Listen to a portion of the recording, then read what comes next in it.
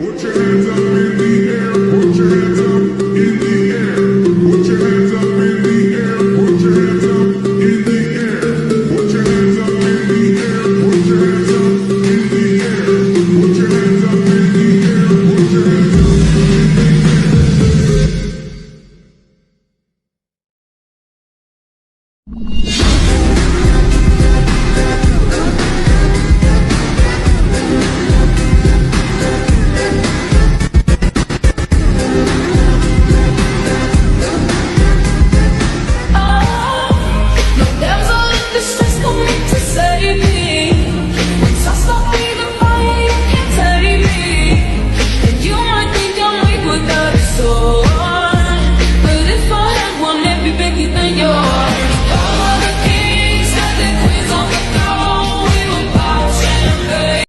Sebelumnya perkenalkan, saya Muhammad Rizky Ananda, bisa panggil Anda. Muhammad apa? Muhammad Rizky Ananda. Oh, Muhammad Rizky Ananda.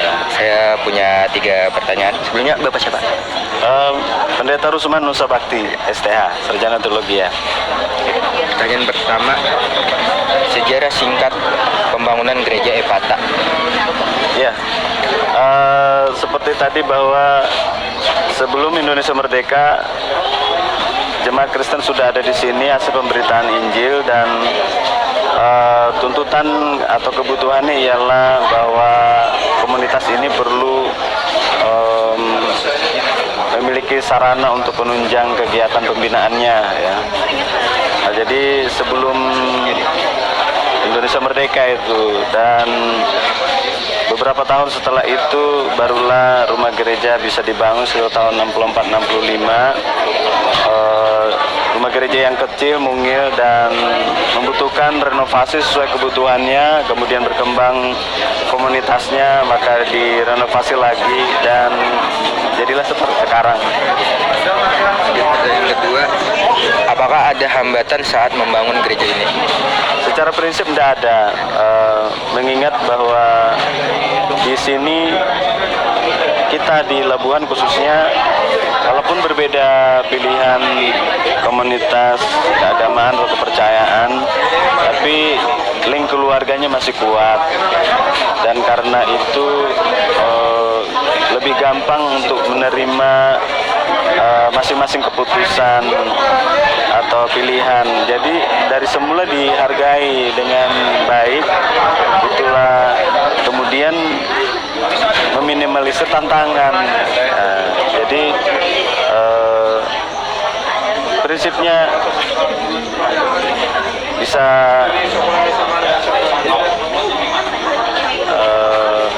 sedemikian rupa lah, artinya kita juga merasakan bagaimana dukungan dari warga yang berbeda. Pertanyaan ketiga, bagaimana pembagian hari ibadah bagi umat Kristen? Pembagian hari ibadah, maksudnya gimana? Waktu ibadah di gereja. Oh iya, untuk ibadah minggu kita mengambil waktu yang sudah ditetapkan pukul 10 pagi, dan itu terus berlangsung hingga sekarang. Dan untuk ibadah di rumah-rumah juga ada, ibadah rumah tangga namanya, itu 1 minggu ada 2 kali, dia laksanakan malam hari, malam Kamis dengan malam Minggu.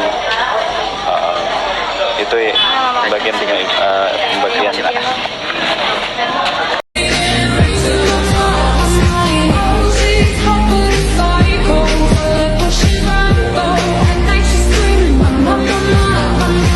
Dan Naraswari, bahwa Tuhan itu tidak berbentuk, tidak berjenis kelamin, baik itu perempuan maupun laki-laki, itu disebut dengan asal Naraswari.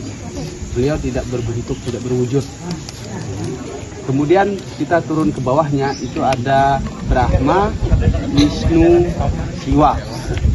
Siwa itu yang di tengah-tengah, Wisnu itu yang di sebelah kiri kalau kita di sini, Brahma itu yang sebelah kanan, yang pegang gada. Ketiga dewa itu merupakan Trimurti, artinya 3 perwujudan Tuhan. 3 perwujudan Tuhan yang ada dalam ajaran agama Hindu. Brahma mempunyai tugas sebagai pencipta. Wisnu mempunyai tugas sebagai pemelihara, kemudian Siwa mempunyai tugas sebagai pemeralina. Pemeralina itu pengembalian unsur-unsur alam ke asalnya. Kita yang menurut ajaran agama Hindu bahwa kita lah berasal dari tanah, dari api, dari air, dari udara, dari ruang kosong, itu akan dikembalikan ke alam, ke asalnya, itu alam semesta. Itu dari simbol yang Brahma, Wisnu, dan Siwa. Kemudian di bawah di sana ada naga. Ada Padmasana itu dilingkari oleh naga. Naga itu punya nama. Naga itu bernama Naga Basuki dan Naga Bedawang Nala. Naga Basuki itu adalah tunggangan daripada Dewa Wisnu. Kenapa harus pakai naga?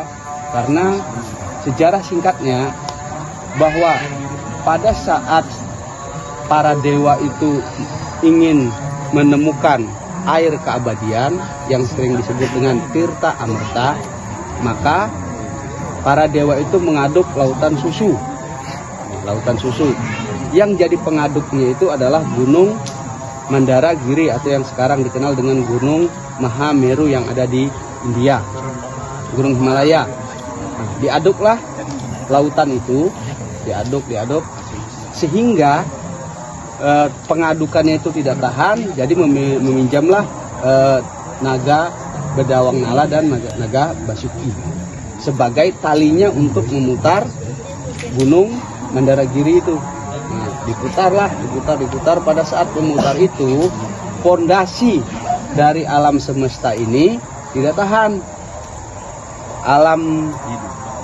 Ketiga alam ini, yaitu disebut alam bur, alam buah, alam suah, atau alam atas, alam tengah, dan alam bawah itu mau tenggelam oleh lautan. Datanglah di sana, di bawah itu ada kepala apa namanya? Bidawang. Ya, ada kepala bidawang atau kura-kura, penyu. Nah, berubah wujudlah Dewa Wisnu itu untuk menyelamatkan dunia ini, mengambil wujud seekor kura-kura sebagai pondasi dari Gunung Mandaragiri tadi. Nah, setelah dia jadi pondasi, maka berhasillah mengaduk lautan susu tadi, maka keluarlah Tirta Amerta atau air keabadian. Maka dari itu Padmasana ini disimbolkan dari pengadukan laut susu tadi, yang disebut dengan pengadukan laut susu mengambil Tirta Amerta tadi. Ya, disimbolkan dengan Padmasana. Inilah atribut-atribut dari Padmasana tadi dan artinya. Terima kasih banyak Bapak untuk penjelasan mengenai atribut atau simbol yang terdapat.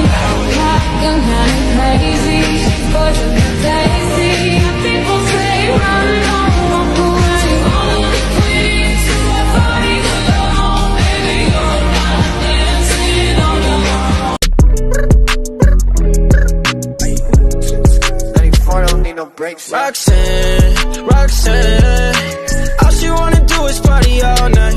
Goddamn, Roxanne, never gonna love me, but it's alright.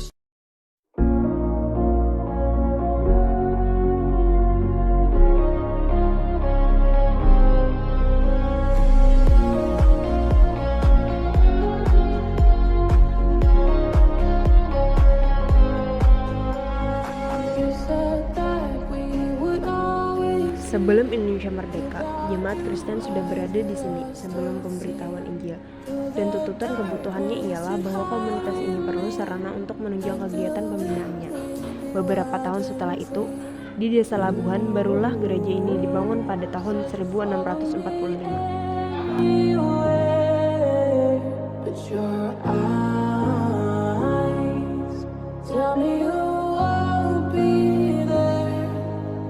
Pura Agung Datu Manggentar adalah pura satu-satunya di Kabupaten Wonosobo. Pura ini diresmikan bertepatan dengan bulan suci, yaitu bulan suci bagi umat Hindu.